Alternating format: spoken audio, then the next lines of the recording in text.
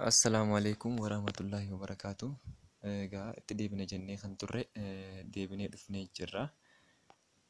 Mata dureen nuti jala jirrus the number system jala repetition of rational number by decimal, lakkoofsonni raashinaalii yerootti deesimaaliidhaan bakka bu'u, akkasuma deesimaalonni gara firaashinitti akkamitti qaqayyaramu jala jirra. Expressing, terminating and repeating decimal as fraction kan jedhu jala terminating decimal yookiin desimaalii dhaabbataan gara firaashinitti akkamitti akka jijjiiramu, gara firaashinitti yeroo jijjiiramu jalli isaa 10 yoonii fi tuqaa booddee dijitii lama ta'e jala 10 godhanna. Yoonii fi desimaalii booddee yookiin tuqaa desimaalii san booddee dijitii lama ta'e jala 100 goona. Akkuma fakkeenya A irratti mul'atee jiru. Express each of the following decimal as fraction in its simplest form or lowest term kan jedhu kana 0.85 fi gara firaashinitti yookiin to integer formitti yogguu jijjiirru 85 over 100 ta'a. When we simplify by 5, 85 is divisible by 5, 17. And so 100 is divisible by 5, this 20. Kana jechuun gaa 0.85 yookiin duwwaa tuqaa 85 kana jala 100 hogguu goonu 85 jala 100 ta'a. Kunis gama isaan lachuutu 5 gaafa yeroo 17 jala 20 ta'a jechuudha. Gaafa salphifnee keenyudha. Waa'ee wanjuu salphatee yeroo taa'udha jechuudha.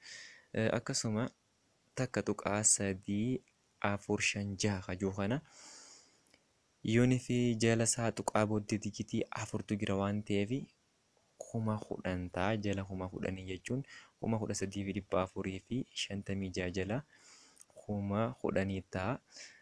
Gizee salphatu gaa inni kun lachuutu waan wal fakkaatu yookiin lakkoofsa wal fakkaatuun salphataa 840 takka jala 625 ta'a jechuudha. Kana jechuun gaa deesimaalii dhaabbataa yookiin deesimaalii dhaabbataa irratti jechuudha. Deesimaalii deddeebi'aa hin ta'in deesimaalii dhaabbataa yookiin terminating deesimaalii irratti jechuudha. If D is terminating decimal number that has n digit after decimal point, then we write D as yoonii fi desimaliin nambariin kun tuqaa booddee dijitiin inni qabu n jechuun hin beekamne jechuudha. Nniin takka ta'uu danda'a, lama ta'uu danda'a. Formulaa nuti fayyadamnus D yookiin deesimaaliin sun wal qixa ni ta'a. 10 the power of 10 the power of n times D over 10 the power of n jenna jechuudha. Nniin kun maal asirratti tuqaa deesimaalii booddee jirtu jechuudha. Fakkeenyaaf mee lama tuqaa takka 2.8 kan jiru kun nniin yookiin tuqaan deesimaalii booddee jirtu tuqaa deesimaalii booddee lakkoofsi jiru dijitii 3 jira. Kana jechuun formulaa keenyatti yogguu fayyadamnu D'n deesimaaluma kenname san bakka bu'a.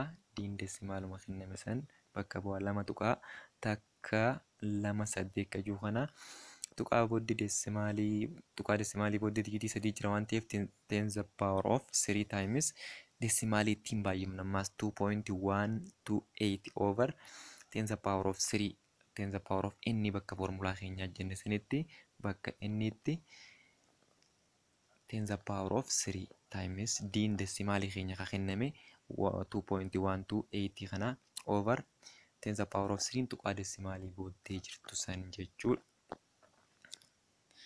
Digitiiwwan tuqaa deesimaalii booddee jirtu jechuudha. Repeating decimal can also be expressed as the fraction or ratio of two integers. Repeating decimal yookiin deesimaalii deddeebi'an kunis bifa integerii lamaa yookiin bifa firaashiniitiin ibsamuu danda'a jechuudha. Fakkeenyaaf express each of the following decimal as fraction or ratio of two integers. Irratti 0.7 jee 7 kun asirratti mataa gubbaa isaarratti xiqqaan jiraachuun isaa kun itti fufaa jechuudha. Baar notation yookiin asirratti xiqqaan jiraachuun isaa itti fufaa jechuudha. Yeroo kanatti akkam goona leet jenna d yookiin deesimaaliin nuuf kenname duwwaa tuqaa torba jeeti itti fufa. Duwwaa tuqaan torbaan kun karaa biraatiin duwwaa tuqaa torba jennee tuqaa sadii keenya itti fufa jechuusaa kan agarsiifnudha. Gama lachuutu d kanaas 10 baay'ifna. Akkasuma deesimaalii kenname saniis 10 baay'ifna jechuudha. D jechuun lakkoofsuma nuu kenname san yookiin 0.7 kana bakka bu'a. 10 baay'isuu keenyas tuqaa booddee dijitiin takka jiraachuu isaati. Dijitiin takkaan deddeebitu jiraachuu isaati. 10 yeroo baay'ifnutti diin keenya 10 d ta'a. Duwwaa tuqaa torba kanaas 10 hogguu baay'ifnu tuqaa takka as dabarseeti torba tuqaa torba jee torbaan kun akka hin dhaabbanne nutti agarsiisa. Kana booddee gama lachuuttu 10d yookiin 10d kanaaf maayinus d jennaani. 7.77 kajuu kana immoo maayinus 0.777 jennaani. 10 yookiin 10 deesimaalii irraa takka daa hirrifnaa jechuudha karaa biraa. Akkasuma torba tuqaa takka irraa duwwaa tuqaa torba hirrifna. Yeroo kanatti sagal daatu nu hafa. Akkasuma 10 daarraa takka daa gaafa hirrifnu sagal daan nu hafa. Torba tuqaa torba kanarraa duwwaa tuqaa torba gaafa hirrifnu immoo torbaatu nu hafa. Kana jechuun daa jala sagal daa jala sagalii goonaa sagalni badaa daan qubatti hafa yookiin deesimaal jechuudha. Akkasumallee torba sagaliif irraa gamalachuu sagaliif irra waan ta'eef jechuudha.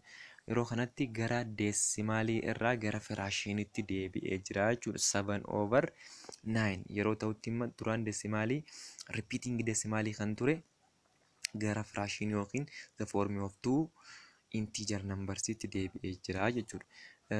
Isatti aanu mallee baarratti kan kennamee jiru 0.25 kun repeating numberidha yookiin lakkoofsa deddeebi'aa jechuudha. Inni kun deddeebi'aadha waan ta'eef dijitiin ammaan tana 0.25 kan jiru kana tuqaa booddee dijitiin deddeebi'u kun lamaatu jira jechuudha. 25 kun deddeebi'a waan ta'eef akkasuma tuqaa booddee dijitiin lama jiraachuunsaa 25 jala dhibbaa ta'uusaa nu agarsiisa karaa biraati. Amma gaa maal goonaa gama lachuutti daa kana yookiin deesimaalii keenyaas dhibbaan baay'ifne jala dhibbaati waan ta'eef 0.25 kanallee dhibbaan baay'ifne. Dhibbaan gaafa baay'ifnu daan keenya dhibba takka daa yookiin 100 d is equals to 0.25 ammoo 25 gaafa dhibbaan baay'atu jechuudha. 25.2525 jee itti fufaa jechuudha. Amma gaa maal goonaa dhibba d irraa takka d hirrifna. 25 tuqaa 5 kajoorraa immoo duwwaa tuqaa 5 hirrifna. Dhibba d irraa gaafa takka d hirrifnu 99 d ta'a. 25 tuqaa 5 irraa gaafa 0 tuqaa 5 kana hirrifnu immoo 25 ta'a. Gama lachuutu amma 99 irraa 25 illee 99 irraa jechuudha. Yeroo kanatti diin keenya yookiin deesimaaliin keenya san gara firaashiniitti yogguu deebi'u 25 jala 99 ta'a jechuudha. Yookiin gara intijarii lamaatti deebi'ee jira yookiin gara firaashiniitti deebi'ee jira jechuudha. Inni biraa in general if d is repeating decimal with k is non-repeating and p is repeating digit after the decimal point, then the formula d is equals to d times 10 the power of k plus p minus 10 the power of k over 10 the power of k plus p minus 10 the power of k is used to change the decimal to the fraction form of d. Amma kana jechuun yoo tuqaa deesimaalii booddee lakkoofsi deesimaalii deddeebi'aa hin taane dhaabbataa fi akkasuma deesimaaliin deddeebi'aan tuqaan lakkoofsi deddeebi'aan yoo jiraate fakkeenyaaf express the decimal 0.375 as fraction jedha. As keessatti 0.375 kana keessatti sadii deesimaalii dhaabbataadha. akkasuma 7 kun ammoo deddeebi'aadha. Baay'inni digitii tuqaa booddee dhaabbataa ta'e yookiin keen keenya koonistaantiin takka baay'inni digitii tuqaa booddee deddeebi'aa ta'e immoo 2 jechuudha. Yeroo kanatti keen keenya tokkoo fi p yookiin ammoo ripiiting deesimaaliin 2 ta'a jechuudha. Amma gaa foormulaa keenya keessatti yeroo fayyadamnu bakka foormulaa keenyaatti d yookiin deesimaaliin keenya walqixa ni ta'a. D times 10 the power of 3 10 the power of 3 kun takka ida'uu 2 jechuudha. Takka ida'uu 2 dhaabbataa ida'uu deddeebi'aa jechuudha. Akkasuma 10 the power of k jechuun ammoo koonistaantiin keenya takka waan ta'eef jala hiruu jennee 10 the power of 3 jechuun ammas k plus p yookiin dhaabbataa ida'uu deddeebi'aa hir'isuu 10 the power of k jechuun keen keenya koonistaantii waan ta'eef takka bakka bu'aa. Egaa kana jechuun amma 10 the power of 3 times d jechuun 10 the power of 3 d dha. Ammallee d times 10 the power of 1 jechuun 10 d ta'a.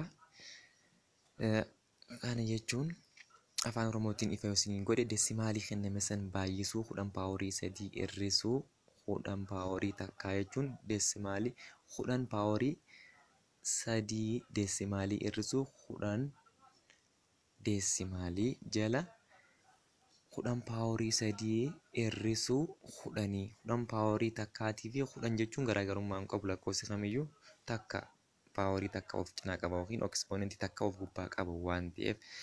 Amma gaa deesimaalii nuti hin baay'ifnu jalqabaa 0.375 kana 10 paaworii 3tiin baay'ifna hir'isuu jennee ammallee deesimaalii duwwaa tuqaa 375 kana 10 paaworii takkaatiin baay'ifna. Jalatti immoo 10 paaworii 3 jechuun 10 paaworii 3 jechuun 1000 takka hir'isuu 10 jechuun 990 taha. Egaa inni 10 paaworii 3 yookiin 10 ekspoonentii 3 baay'isuu duwwaa tuqaa 375 kuni 375 tuqaa 75 ta'a. Hir'isuu gidduu isaanii jira. Hir'isuu gidduu isaanii jira waan ta'eef ammallee 10 paaworii takkaa baay'isuu duwwaa tuqaa 375 jechuun kun 3 tuqaa 75 ta'a. 3 tuqaa 75 ta'a. Kana jechuun gaafa irraa hir'ifnu 75 tuqaa booddee digitiin jirtu 75 bakka lachuutti waan ta'eef 75 irraa 75 0 ta'a.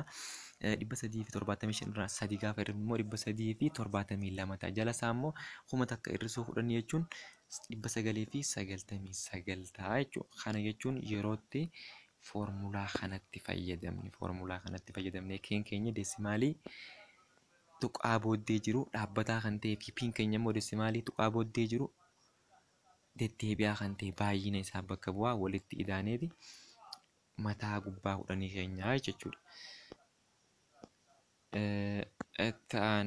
Every rational number can be expressed as either terminating decimal or repeating decimal. Lakkoofsi raashinaalii kamiyyuu bifa deesimaalii dhaabbataa yookiin deesimaalii deddeebi'aatiin ibsama jira. Every terminating or repeating decimal represents the rational number. Deesimaaliin kamiyyuu dhaabbataas ta'ee deesimaaliin deddeebi'aan lakkoofsota raashinaalii bakka bu'aa jira. Itti aanee irraashinaal nambar. Irraashinaal nambariin kunoo maali? Walumaa gala gabaabsinii irraashinaalii yoonii fi ibsinu deesimaalii dhaabbataas yookiin deddeebi'aas kan hin taane irraashinaal nambar jedhama jechuudha. Irraashinaal nambar jedhama. Fakkeenyaaf paayiin faan paayii jechuun 22 jala 7 jechuudha. 22 jala 7 kuni 3 tuqaa takka 4 jee itti fufaa jechuudha. Takka 4 lama jee jijjiiramaa deema. Inni kunis deesimaalii dhaabbataa miti, deesimaalii deddeebi'aa miti. Kanaafuu lakkoofsonni akkasii irraashinaal nambarii jedhama jechuudha. Irraashinaal nambar. The decimal number that is neither terminating nor repeating is irrational number jechuudha. Deesimaalii yookiin lakkoofsi deesimaalii dhaabbataas yookiin deddeebi'aas hin taane irraashinaal nambarii jedhama jechuudha. Kanneen akka paayii yookiin 22 over 7 22 irra torbaa jechuudha. Paayiin kan inni bakka bu'u lakkoofsa akka under radical 2 under radical 5 kuni desimaalii dhaabbataas hin ta'u, desimaalii deddeebi'aas hin ta'u jechuudha. Kanaafuu irrational number jedhama. Inni itti aanu locating irrational number on the number line kan jiru definition 1.5 kana ilaallu. Irrational number is a number that cannot be expressed as a over b such that a and the b are integer and the b is different from 0. Lakkoofsi irrationalii jedhamu kunis bifa a irra baatiinis ibsamuun hin danda'amu jaa. Bifa a irra baatiinis kan ibsamuu hin dandeenyedha. The sum of irrational number in the rational number is irrational number. Ida'amaan lakkoofsa rationalii ta'e tokkoo fi lakkoofsa irrationalii ta'e tokko lakkoofsa rationalii nuu kenna.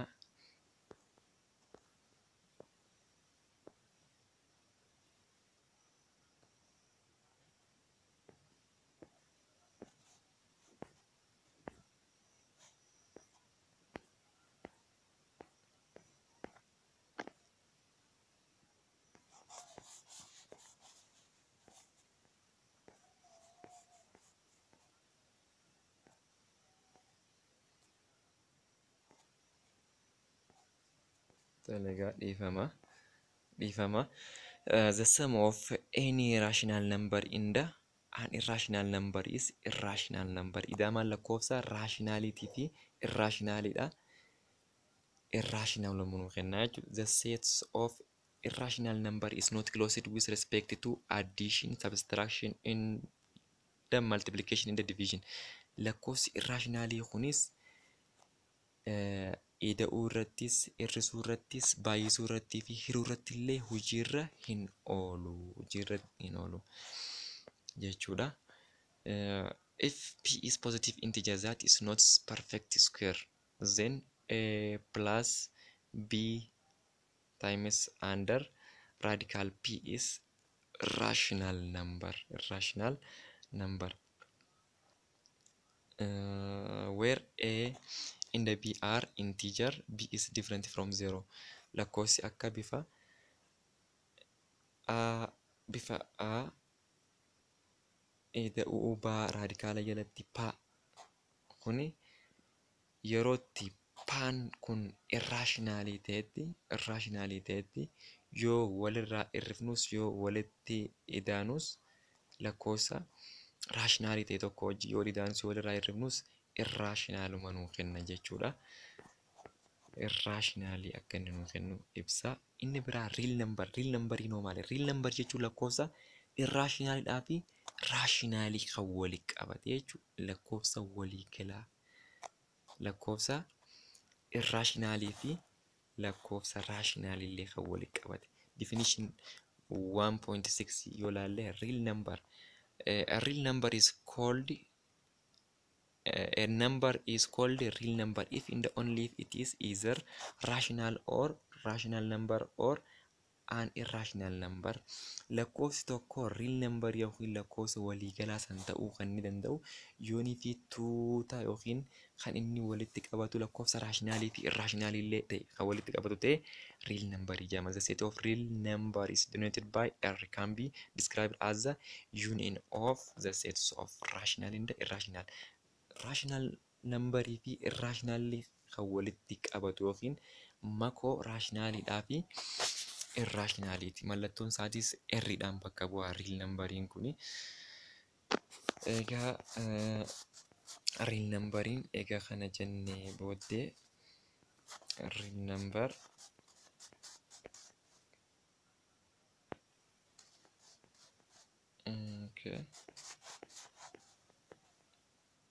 mee mata dureetti aanu hanga exponent in the radical kan jiru hanga walitti deebinutti nagaan nu turaa jecha warreen chaanaalii barsiisaa Jamaaliif maatii tan laayik sheer godhuudhaan nu bira dhaabbadhaa jecha. Akkasuma warreen maatii hin ta'in ammoo sabiskiraayib laayik sheer gochuu hin dagatinaa jecha.